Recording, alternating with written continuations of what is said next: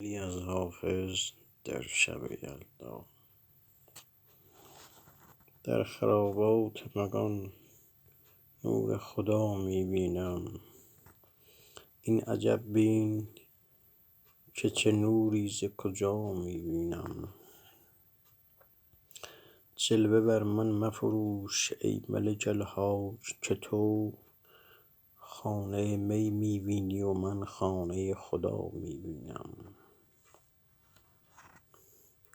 خواهم از زلف بتان نافه گشایی کردن، فکر دور است همانا که خطا می بینم.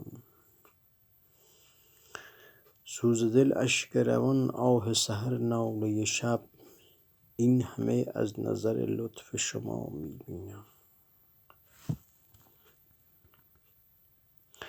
هر دم از روی تو نقشی زندم راه خیال، با که گویم که در این پرده چه ها می بینم.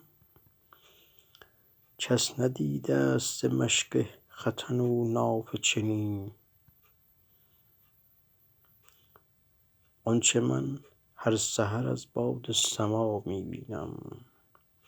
دوستان عیب نظر بازی حافظ نکنید، که من او را ز محبان شما می بینم.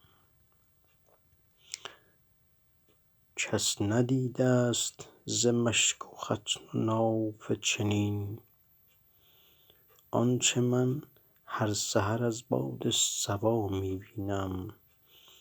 دوستان عیب نظر بازی حافظ مکنید، که من او را ز محبان شما می بینم.